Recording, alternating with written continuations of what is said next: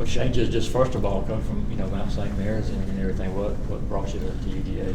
I mean, when I first stepped on the campus and met Coach White and all the coaches, I kind of instantly fell in love with the place. I didn't really have too many I have too many what's it called? What's the word I'm looking for? Complaints. Mm-hmm. I didn't have complaints about it. Real family environment. That's what I really look for the most when I find a new place. And from all indication, you've had a pretty strong summer. I mean, it hasn't really taken you long to really get acclimated. That's something you're a little bit of an older guy. Just your past experiences kind of helped you do that. Just what have you done this summer to kind of try to build yourself up for this season? I mean, last season, I kind of, slacked off a little bit.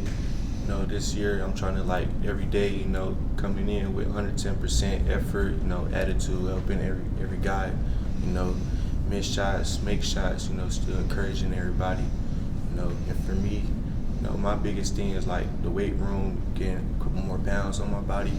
So, that's where I really. How much bigger have you gotten since you've been here? I say 10 pounds of muscle. When I first got here, I was around 185. Yeah. Now I'm 196, 197. So, following Coach Crane, put me in the right direction. How's it feel playing at that kind of weight? It feels great. I can't really tell my explosiveness and stuff, but people bumping me and stuff, I don't really get knocked off track like how I used to. So you're bumping back now, huh? Yeah, for sure.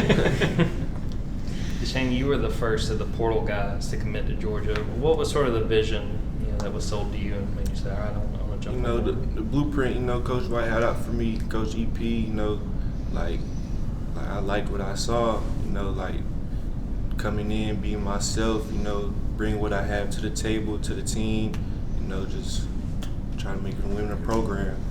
Would imagine you played a big part in getting Dakota here as well. Just what was your message to him once you had already committed to follow you here? I mean, I committed and I seen Georgia it's top 3, top 5. I forgot what it was, but he lived right down the hall from me at the time. So I was why not? Let's do it again. How much does it help having a former teammate come with you? I mean, that you've got at least one familiar face as you get settled. It feels good, coming in here. At least I know somebody. I'm coming here as a stranger, but after the first couple days, nobody was a stranger on the team to me.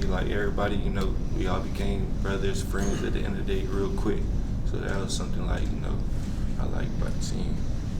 Well, to somebody that hasn't watched Dakota's game as much, just what would you say, his skill set is? If you want to see a bucket, just watch him play.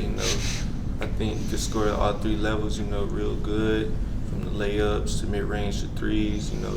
He's really an underrated passer as well too. His scoring overrides the passing side, but he's a really good, exciting player to watch. What do you remember about playing here and going up against Georgia? Say it again. What do you remember about playing against Georgia this past season? I remember, atmosphere being, lit.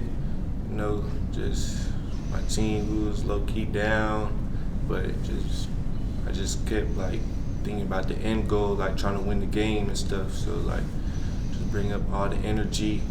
I remember dunking on the rims, stuff like that.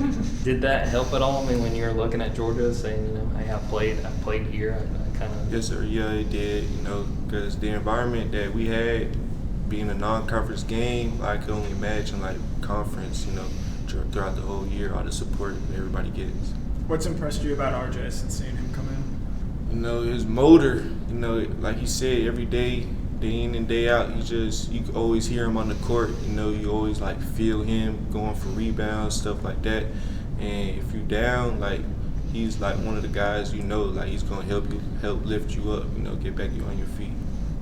You kind of downplayed that role as far as him, being that guy that's kind of bringing everybody together a little bit. But from what you've seen from him in that regard, it's a little more than kind of what he was kind of saying as far as the role he's playing, as far as being that kind of guy to kind of get everybody together. Yes, sir, for sure.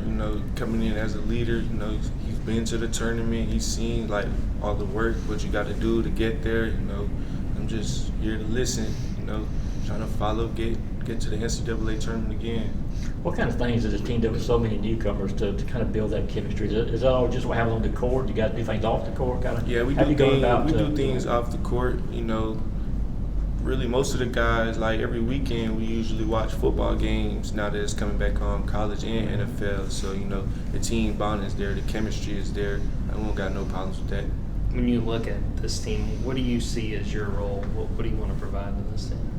Main thing I want to provide is defense, you know, coming out, guarding the best player on the opposite team, you know, holding them to, you know, whatever I want them to. And, yeah, that's really it for real. Another guy that came in this offseason, Tyron Lawrence, played a lot of SEC basketball. How helpful do you feel like he's been helping you kind of learn and see? Like, he's real helpful. He's also left-handed as well as me. So, you know, I could take a couple notes from him as well. Since he's been in the SEC, like, he knows how physical it is, like what to expect, what not to expect. So, you know, it's a good guy to have.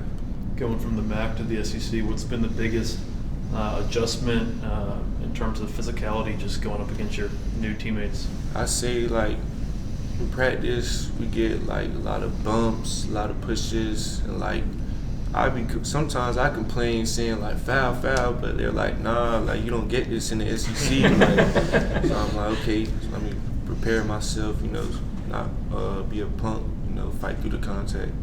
Coming out of high school, was maybe you didn't have the the Power 5 offers that you wanted, but was it always a goal of yours to eventually end up at a power conference school? Yeah, for sure. You know, growing up, I used to play soccer, so basketball was a late transition for me. But once that was like what I wanted to do, goal was to play in the NBA and Power 5. So coming out of high school, not having them offers, it kind of made me think like, damn, like, well, this is not for me. But then repetition, grind, and work, it all pays off at the end of the day. How old were you when you really started focusing on basketball? Freshman year of high school, like 14, 15, something like that. Yeah. What other sports did you play growing up? Soccer, that was really my main sport. I played flag football. Okay. And then that was it. Just You mentioned soccer. Did you ever at one time think that might be your sport? Was that yeah, going to be something you were going to do? My mom's from Germany, so that's what I had growing up, watching soccer every day, every weekend with her. That's what I wanted to do, be a professional soccer player. But things changed, Yeah. So what was her reaction when you told you always focus on basketball? At first, she was like a little like, damn, all this time. But then, I'm her son at the end of the day, so she supports me whatever decision I make. Because I imagine it's one of those things where most parents and kids that age are going to different tournaments and playing different stuff. She's the one that's packing you up in the car and yes, sir. She was there every game, every practice, there to drop me off, there to pick me up. She was like my number one supporter for sure. Sweet, man. Well, when we were talking to RJ, he talked about Silas's leadership and what he's shown. What has stood out to you about how Silas has led this team so far? Yeah, he's a sophomore too. He's in my class, and coming in, I didn't expect him, to be like one of the main voices on the team. But to hear that, it kind of like brought me out of my shell a little bit too. Because before, like I was usually like quiet, the back of the lines. But now, like hearing from him, that like gave me a little more confidence in myself. Was he somebody that was reaching out to you saying, hey man, you should give Georgia a shot? Yeah, he was there on my visit too, but really it was Noah Thomason from last year. He called me and my pops, on my visit, telling me things like good things and bad things about the school. So yeah.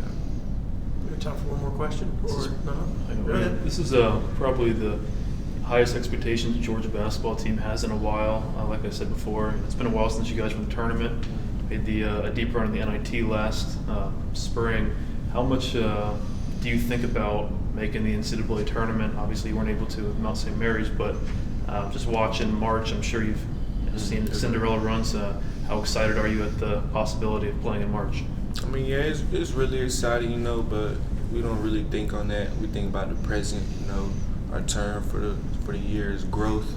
And, day in and day out, we just got to put the work in and grow and see the end results, which will be the NCAA tournament. Awesome.